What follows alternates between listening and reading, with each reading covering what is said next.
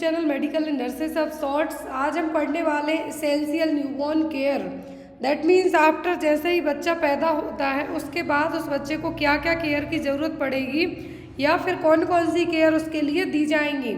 तो यहाँ पर ये सभी चीज़ें हम पढ़ेंगे कि क्यों दी जाएंगी, किस तरीके से दी जाएंगी और किन बच्चों को हाई रिस्क में ऐड किया जाएगा कि उनको जो एसेंशियल न्यूबॉर्न केयर के अलावा ऑब्जर्वेशन में रख के या फिर NICU या फिर SNCU में भेजने की ज़रूरत पड़ने वाली है।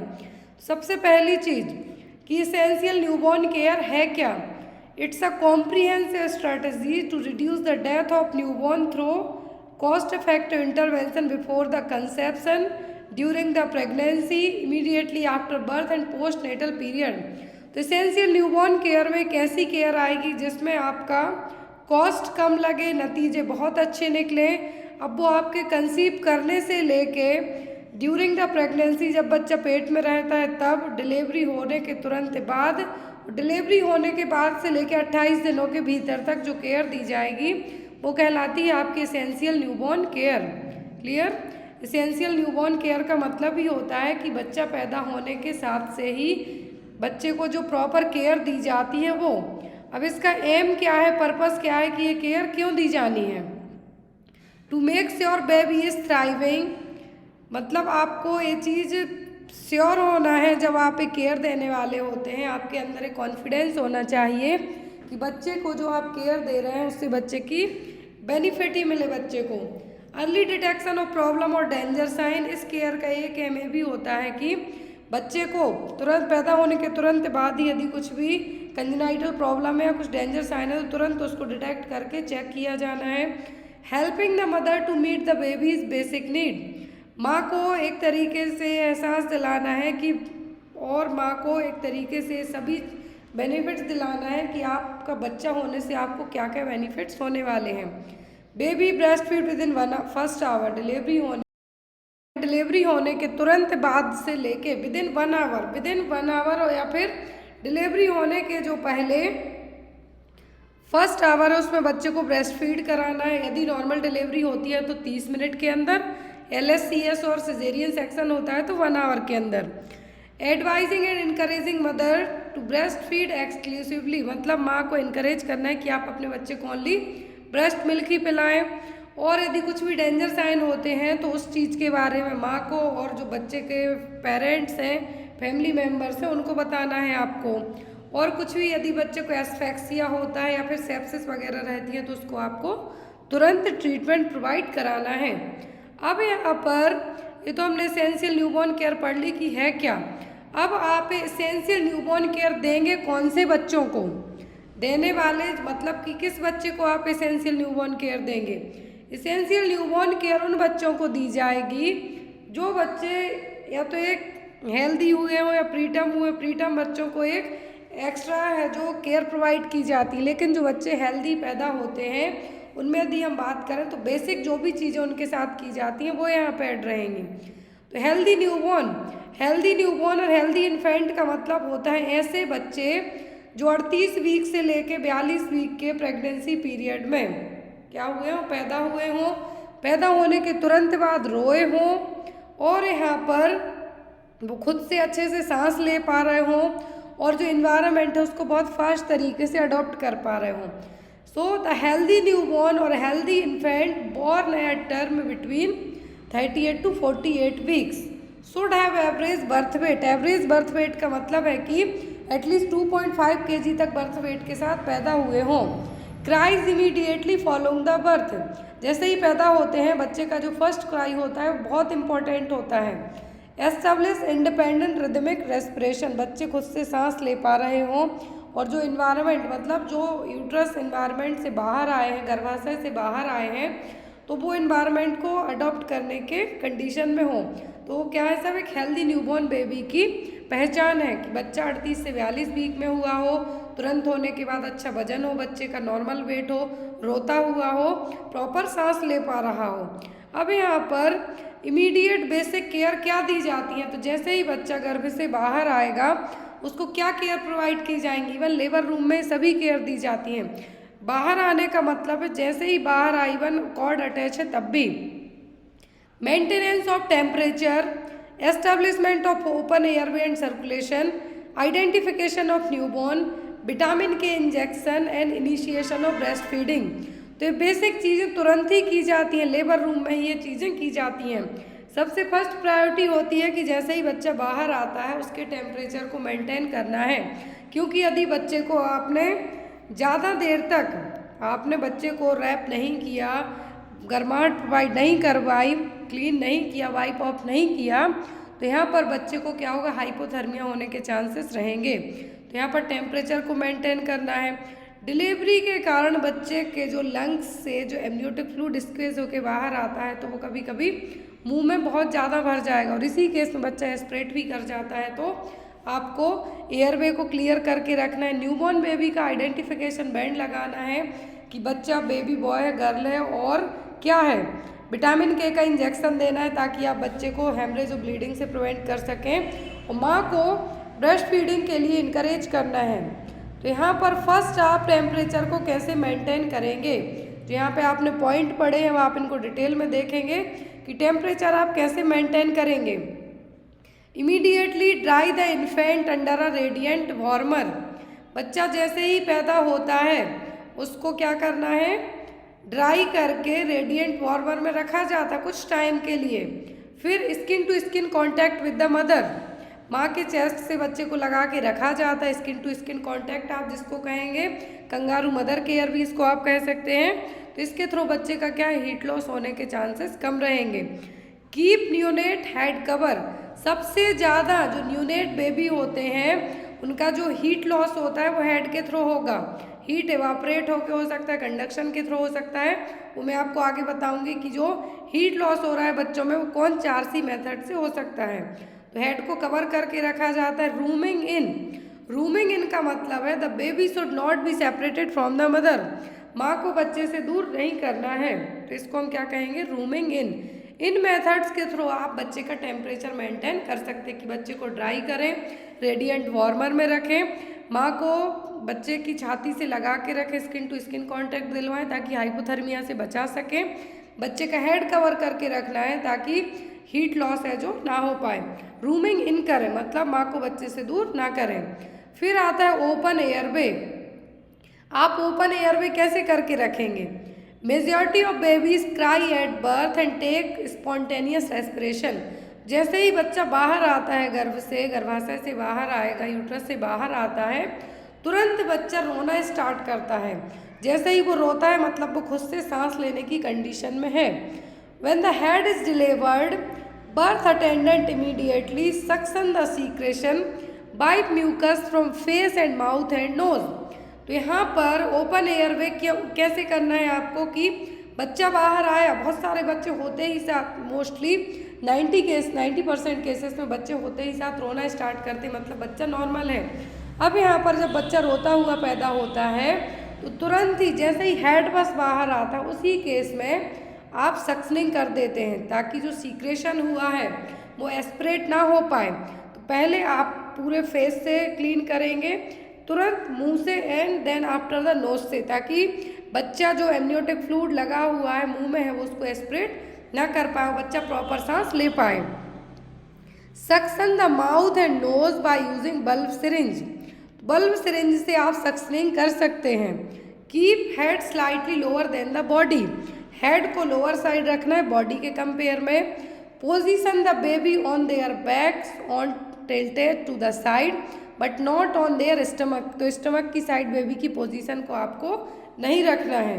अब यहाँ पर सक्शनिंग जब आप करते हैं, बच्चा जैसे ही होता है तो सक्शनिंग कैसे की जाती है, तो यहाँ पर कुछ बहुत सारी मैकेनिज्म अपने आप ही हेल्प करेंगी। पहला, as the fetal chest passes through the birth canal, it is compressed, squeezing excess fluid out of the lungs prior to the baby taking its first breath। जैसा मैंने आपको बताया कि बच्चा जैसे ही बर्थ कैनाल से मतलब वेजाइना के थ्रू बाहर आना स्टार्ट होता है, तो यहाँ पर सर्विक्स देन वेजाइना बाहर आता है बच्चा, तो क्या होगा, कंप्रेस होती है बॉडी। बर्थ कैनाल के यहाँ पर कंप्रेशन के कारण जो फ्लूइड लंग्स में है वो क्या आएगा, बाहर आएगा।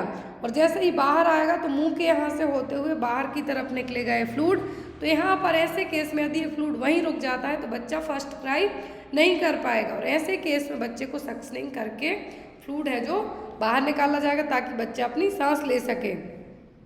और कुछ केस में पार्शियली डिलीवर्ड पोजीशन में ही बच्चों के जो नोज और माउथ के यहाँ पे है सक्शनिंग करके पूरा फ्लूइड है जो बाहर निकाला जाता है। इस तरीके से देखिए यहाँ पर after birth baby will be cough and sneeze mobilising additional fluid that may be in their lungs. तो जो कुछ बचा हुआ फ्लूइड है बच्चे क्या करते हैं, होने के बाद रोते तो हैं ही, साथ में कुछ बच्चे छींकते भी हैं, कुछ को थोड़ा बहुत कफ भी आती है कि जो बचा हुआ लंग्स में फ्लूइड है वो भी मोबिलाइज होके बाहर आ जाए। क्लियर है। नेक्स्ट यहाँ पर आपको क्या चेक करना है, अपगार स्कोर। तो बच्चा पैदा हो गया, ये सब चीज़ें हो गई, बच्चे के फर्स्ट प्रायोरिटी तो आपकी बच्चे में यही होती है, पैदा होते ही साथ उसको गर्माहट के हीट लॉस से प्रिवेंट करना है तो गर्माहट देना है। दूसरा कि वो जो म्यूकस फ्लूइड है, जो एमनियोटिक फ्लूइड है उसके मुंह में उसको एस्पिरेट ना कर पाए, प्रॉपर ब्रीदिंग कर पाए, तो उसके लिए आपको सक्शनिंग करनी है। अब आपको अपगार स्कोर चेक करना है। अब इसके बाद होता है बच्चे का Apgar score check. Apgar score का मतलब है कि बेबी की जो कलर है, पल्स रेट है, एक्टिविटी है, रेस्पिरेटरी रेट है, ये सब कैसा है, नॉर्मल है या नहीं। तो अपगार स्कोर 2 बार चेक किया जाता है। पहला डिलीवरी होने के तुरंत विदिन 1 मिनट में, दूसरा उसके 5 मिनट बाद। तुरंत मान लो विदिन 1 मिनट किया, थोड़ा बहुत कुछ डिस्टर्ब लगा तो आप ओनली 5 मिनट वेट करेंगे एंड 5 मिनट के बाद दोबारा से चेक करेंगे। तो यहाँ पर जो अपगार स्कोर में चीज़ें चेक की जाएंगी वो होता है बच्चे की बॉडी का कलर।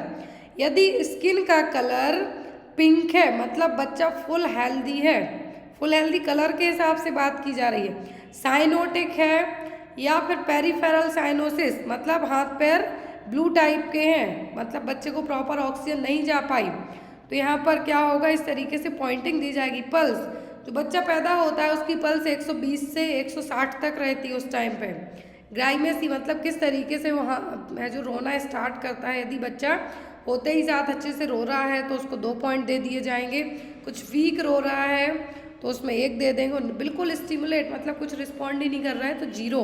यदि 0 आता है मतलब बच्चा क्या है, बहुत ही डिप्रेस्ड कंडीशन में है, और ऐसे केस वाले बच्चों को तुरंत इमीडिएट केयर की ज़रूरत पड़ेगी। एक्टिविटी मतलब बच्चा हाथ पैर झटक रहा है या नहीं, पैर फड़फड़ा रहा है या नहीं, तो ये चीज़ें चेक की जाएंगी। रेस्पिरेशन में बच्चा अच्छा स्ट्रॉन्ग क्राई कर रहा है, 5-6 मिनट तक कंटिन्यूअस रोते जा रहा, मतलब बच्चे की लंग्स क्या है, प्रॉपर है, ठीक ठाक है। तो यहाँ पर अब स्कोरिंग की बात करें तो टोटल 10 स्कोर होते हैं, 5 चीज़ें चेक की जाती। यदि 7 से 10 आ गई स्कोरिंग मतलब बच्चा स्वस्थ है, उसको कुछ भी ज़रूरत नहीं है। यदि 4 से 6 है तो केयर की ज़रूरत है, उस 0 से 3 है तो बच्चे को सीधा तुरंत SNC और NICU में भेज दिया जाएगा। अब यहाँ पर बात आती है आइडेंटिफिकेशन की।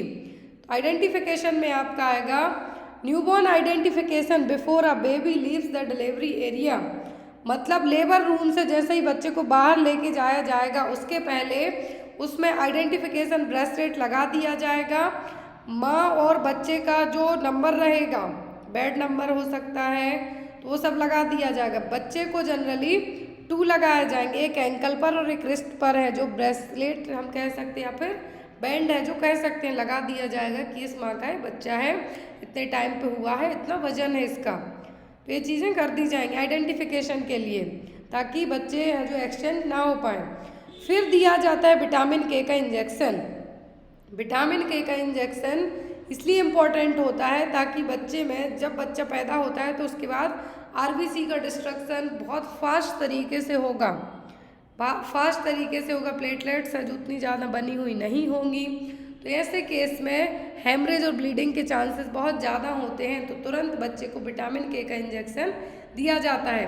यदि बच्चा टर्म इन्फेंट है, टर्म मतलब 37 वीक से ज़्यादा की 37 वीक से ज़्यादा की प्रेगनेंसी के बाद हुआ है, 2.5 kg से ज़्यादा वजन है, तो उसको 1 mg इंट्रामस्कुलर रूट से इंजेक्शन दिया जाएगा। लेकिन यदि बच्चा 37 वीक के पहले हो गया है, वजन भी कम है, तो उसको हाफ अमाउंट दिया जाएगा, मतलब 0.5 mg इंट्रामस्कुलर रूट से इंजेक्शन है जो दिया जाएगा। कुछ रेयर केस में अल्टरनेटिव रूट की बात की जा रही है जो कि रेयरली यूज़ किया जाता है, जब बच्चे में कुछ इस तरीके से प्रॉब्लम हो कि मसल्स में इंजेक्शन नहीं दे सकते तब।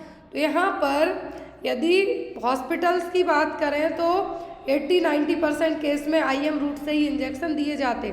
लेकिन अल्टरनेटिव रूट का मतलब है कि यदि IM नहीं दे पाए आप बर्थ के टाइम पर, तो बाद में आप दे सकते हैं। रिपीट डोज भी कभी कभी दिया जाता है, लेकिन मोस्ट ऑफ दी हॉस्पिटल में आपको याद रखना ये चीज़ है जो की जाती है।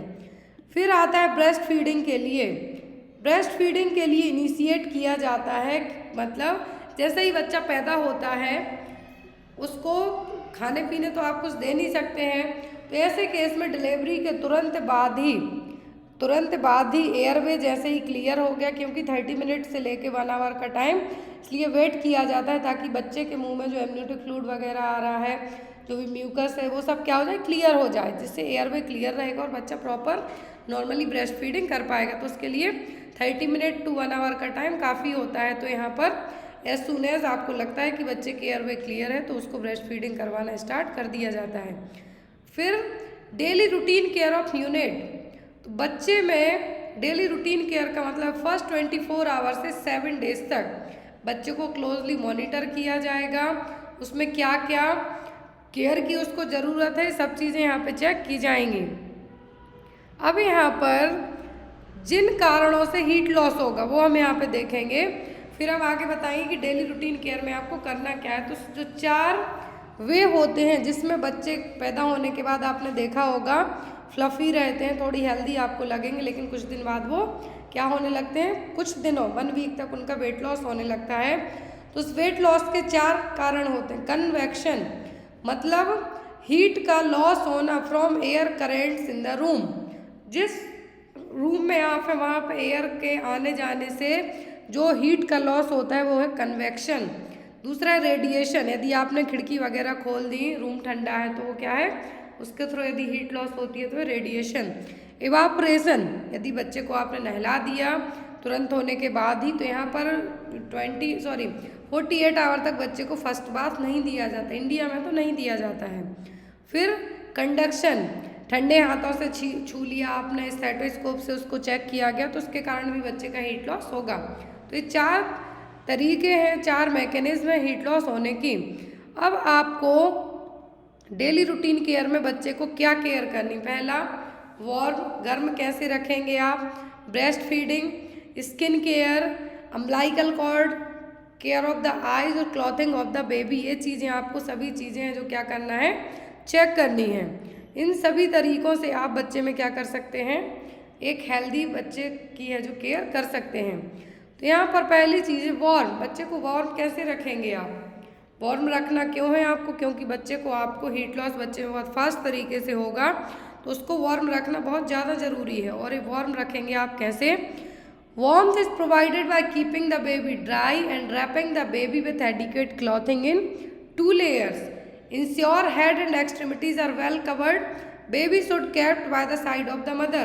तो माँ को बच्चे से अलग नहीं रखना है, बच्चे को 2 layers ब्लैंकेट में रैप करके रखना है शुरुआती कुछ दिनों में, ताकि बच्चे का हीट लॉस ना हो पाए। हीट लॉस नहीं होगा तो बच्चे को हाइपोथर्मिया होने के चांसेस ना के बराबर रहेंगे। बच्चे को एज सून एज पॉसिबल हो, जैसे ही एयरवे क्लियर हो बच्चे को तुरंत ब्रेस्ट फीड कराएं आप, ताकि बच्चे माँ के लिए भी रिकवर होने का उतना टाइम मिल जाएगा। लेबर के टाइम में जो एक्सर्शन हुए, जो थकावट हुई, वो सब थोड़ा 30 मिनट से लेके 1 घंटे के टाइम में माँ को भी थोड़ा रिलैक्स फील होगा, और उसके बाद आप बच्चे को ब्रेस्ट फीड कराएं। इसीलिए यहाँ पर ओनली 30 मिनट टू 1 आवर का टाइम कहा गया है। Skin care and baby bath, तो स्किन केयर कैसे करना, तुरंत जाके आप ऐसा नहीं कि बच्चे की पूरी बॉडी पे वर्निक्स सिलोसा जो वाइट कलर की चीज़ी लेयर लगी हुई है तो जाके नहला दें, आपको बिल्कुल भी नहीं करना है। आपको जेंटली स्किन को क्लीन करना है, जो ब्लड लगा हुआ है, म्यूकस है, मेकोनियम, उसको वाइप करना है आपके लिए।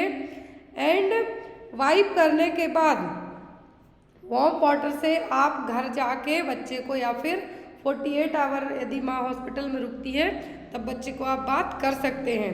तो यहाँ पर तुरंत ही बच्चे को बात है जो नहीं करना है, क्योंकि बच्चे को हाइपोथर्मिया हो सकता है। फिर यहाँ पर है clamping and cutting the cord, तो जो कॉर्ड क्लैंपिंग की जाएगी, कॉर्ड क्लैंपिंग कैसे की जाएगी, बच्चा बाहर आता है तब 2 fingers away from the babies abdomen, बच्चे के एब्डोमेन से 2 फिंगर दूर, और दूसरा है 4 फिंगर दूर बेबी के एब्डोमेन से। क्लैंप लगाना है, देन आफ्टर आपको कट करना है, कॉर्ड को बीच से कट करना है एंड देन कॉर्ड को टाई भी करना है। कॉर्ड क्लैंप से और कॉर्ड स्टम्प से आपको टाई करना है। अब यहाँ पर कुछ केस में कॉर्ड जल्दी क्लैंप करके कट की जाती, कुछ में देरी से। तो देरी से उन केस में की जाती है यदि बच्चे को एनीमिया हो, तो जो कॉर्ड में ब्लड होगा वो भी बच्चे में चला जाएगा।